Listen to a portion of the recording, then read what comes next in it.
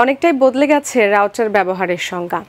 এখন আর শুধু ওয়াইফাই এর জন্য নয়, বরং স্মার্ট ডিভাইসের জন্য এর কদর বেড়েছে অনেক। সাথে সাথে বাড়ানো হয়েছে নানা প্রযুক্তিগত সুবিধাও।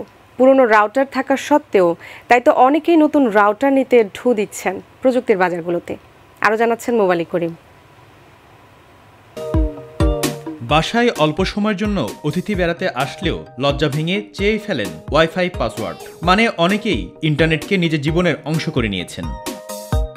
স্মার্টফোন থেকে স্মার্ট টিভি, এমনকি কাপড় পরিষ্কার করার ওয়াশিং মেশিনটিও এখন স্মার্ট। কিন্তু তাদের এই স্মার্টনেস ধরে রাখার জন্য চাই ইন্টারনেটের শক্তিশালী সংযোগ, সাথে সর্বাধুনিক রাউটার। রাউটারগুলোর মোড়ক তাই তো বলে দিচ্ছে এর আধুনিকায়নের কথা। এমইউ মিমো, IP6, আর্চার ও মেশের, যাতে একসাথে অনেকগুলো ডিভাইসের ব্যবহার, নিজস্ব ট্রেসেবল আইপি আর বেশি গিগাহার্জের ডাটা ট্রান্সফারের সুবিধা।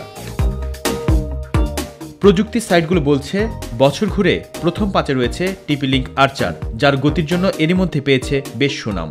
লিঙ্কসেজ বাড়িয়েছে তাদের কাভারেজ এলাকার পরিধি। আসুস দিয়েছে উন্নত প্রযুক্তির সাথে মন করা ডিজাইন। নেটগিয়ার দেখিয়েছে জোন তৈরির ক্ষমতা। তবে প্রথম অবস্থানে গুগল নেস্ট ওয়াইফাই সবগুলোকে ছাড়িয়ে দিয়েছে। শুধু মূল্যমানে নয়, সিধা সাদা ডিজাইন আর চমৎকার সব ফিচারগুলোর জন্য এখনও রয়েছে তার অবস্থান সবার উপরে। বাজার ঘুরে দেখা গেছে সব শ্রেণীর ব্যবহারকারীদের কথা মাথায় রেখে অনেকগুলো সুবিধা সংবলিত রাউটার ছেড়েছেন উৎপাদকরা।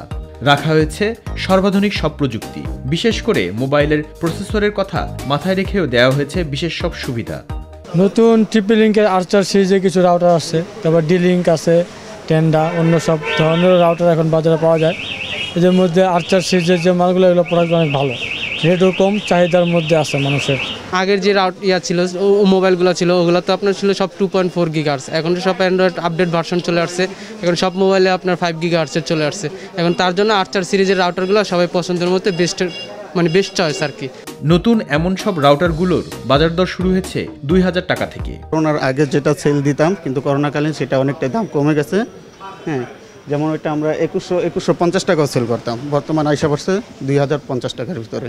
পাশাপাশি 5G প্রযুক্তিগুলোরও চাহিদা বেশ তুঙ্গে। মোবালিক করিম, মাই টিভি, ঢাকা।